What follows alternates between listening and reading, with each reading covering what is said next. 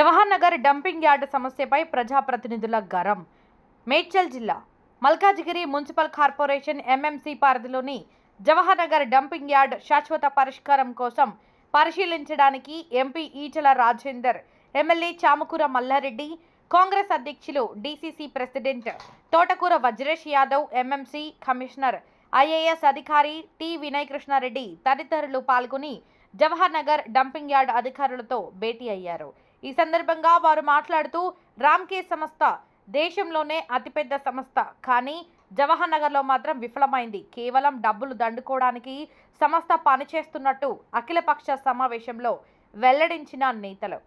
Jawahar Nagar dumping yard చుట్టూ 10 కిలోమీటర్ల దూరంలో ఎటువంటి దుర్వాసన గాని, భూగర్భ జలాలు గాని విషపూరితంగా మారకుండా చేసే దిశగా అఖిలపక్ష సమావేశం నివేదిక సీఎం దృష్టికి తీసుకువెళ్లి తొందరలో పూర్తయ్యే విధంగా చేపడతామని తెలిపారు.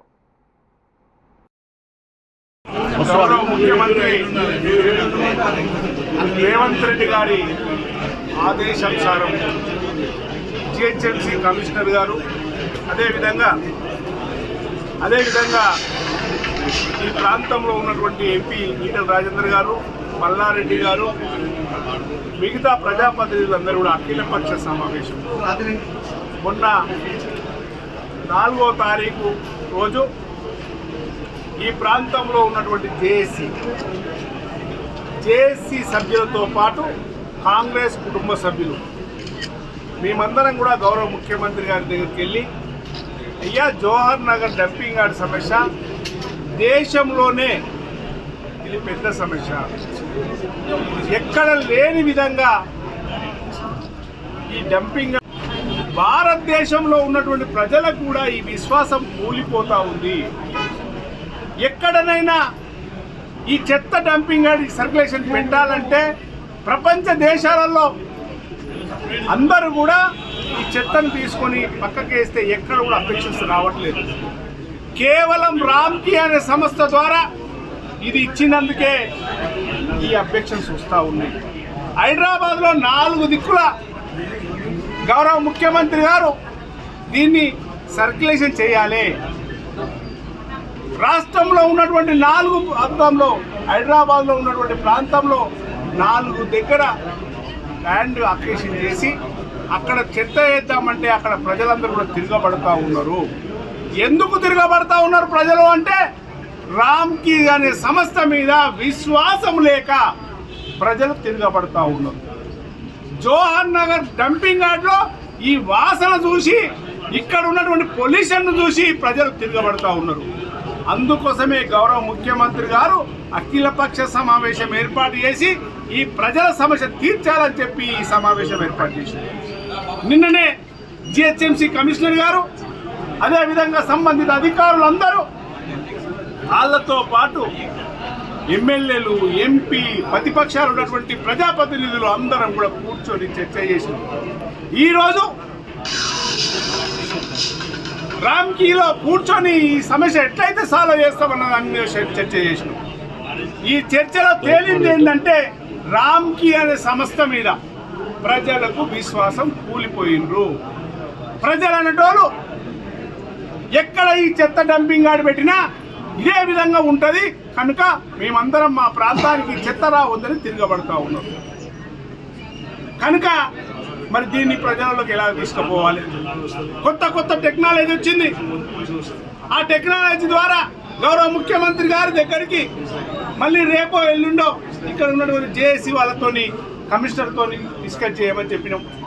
డిస్కస్ చేసి ఒక కమిట్మెంట్కి వచ్చినాక ఎక్కడెక్కడ లూప్ హోల్స్ ఉన్నాయి, ఎన్ని వాహనాలలో చెత్త వస్తుంది, అసలు ఎంత తీసుకొస్తున్నారు, ఎంత పోతుంది అనే లెక్క మనం కూడా చేసుకోవాలనే ఆలోచనతో చేస్తూ ఉన్నాం. ఎక్కడ మున్సిపాలిటీ నాయకులందరికీ నేను కోరుతా ఉన్నా, కాంగ్రెస్ కుటుంబ సభ్యులందరికీ ఏ ప్రాంతం నుంచి ఎన్ని పనులు వస్తున్నాయో మనం కూడా లెక్క చూసుకోవాలి. ఏ మున్సిపాలిటీ నుంచి ఎంత చెత్త వస్తుందో మనం కూడా లెక్క వేసుకోవాలి. వీళ్ళన్నీ దొంగ లెక్కలు చేస్తూ ఉన్నారు. 100 బండ్లు తీసుకొచ్చి 400 బండ్లని పేమెంట్ తీసుకుంటూ ఉన్నారు. ప్రజలలో విశ్వాసం కూలిపోయింది కనుకనే, ప్రజలందరూ కూడా నమ్మకం కూలిపోయింది కనుకనే ప్రజలు చైతన్యం కావాలి. ఈ మేడ్చల్ నియోజకవర్గంలో ఉన్నటువంటి ప్రజలందరూ కూడా ఈ పొల్యూషన్ మయామారిని ఈ భూతాన్ని తరిమి కొట్టాల్సిన బాధ్యత మనకుంది. గౌరవ ముఖ్యమంత్రి గారి దగ్గర చర్చ చేసి దీన్ని సర్కేషన్ చేసుకోవాల్సిన అవసరం ఉందని చెప్పి తెలియజేస్తూ, ఖచ్చితంగా గౌరవ ముఖ్యమంత్రి దగ్గర కమిషనర్ గారికి కోరినాం. ఇప్పుడు కమిషనర్ గారితో మాట్లాడినాం. ఎంపీ గారు కానీ ఎమ్మెల్యే కానీ మేమందరం కూడా అన్ని పార్టీల వాళ్ళ మీద ఏకమై కూర్చొని డిస్కస్ చేసినాం. ప్రజలు చైతన్యమయ్యి ఈ భారతదేశంలో ఉన్నటువంటి ఈ హైదరాబాద్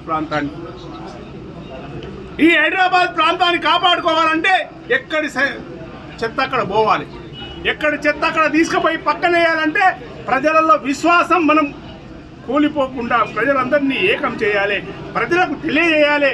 ఈ రకంగా ఉండదు, రేపు మారుస్తామని చెప్పాల్సింది బాధ్యత మనకు ఉంది కనుక ఖచ్చితంగా గౌరవ ముఖ్యమంత్రి గారిని తీసుకెళ్తాం, ఈ సమస్యను పరిష్కరిస్తాం.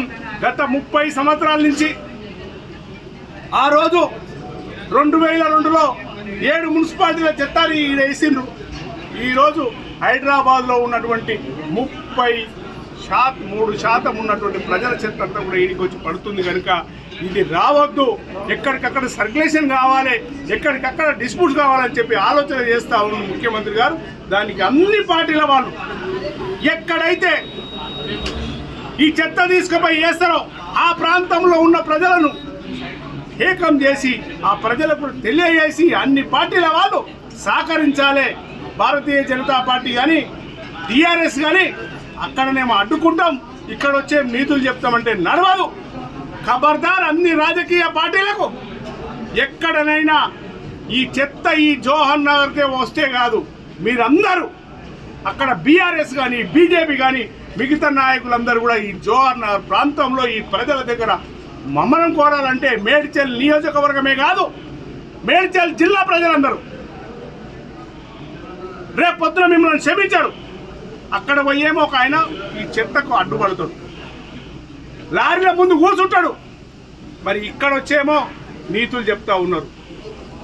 మీరందరూ చైతన్యం కాండి, ఎక్కడ ఉన్న అన్ని పార్టీలు గౌరవ ముఖ్యమంత్రికి సహకరించి గౌరవ ముఖ్యమంత్రి గారు తీసుకున్నటువంటి నిర్ణయాన్ని స్వాగతించండి. ఎక్కడికక్కడ సర్క్యులేషన్ చేసుకుందాం, ఈ సమస్యను తీర్చుకుందామని తెలియజేస్తూ ప్రెస్ మిత్రులు కూడా మీరు ఆలోచన చేయాలి. ఏ పార్టీ ద్వారా 10 సంవత్సరాలు తెలుగుదేశం పార్టీ అధికారంలో ఉంది, 10 సంవత్సరాలు కాంగ్రెస్ పార్టీ రాజశేఖర రెడ్డి గారు ముఖ్యమంత్రిగా ఉన్నారు, 10 సంవత్సరాలు కేసీఆర్ గారు ముఖ్యమంత్రి ఉన్నారు, 30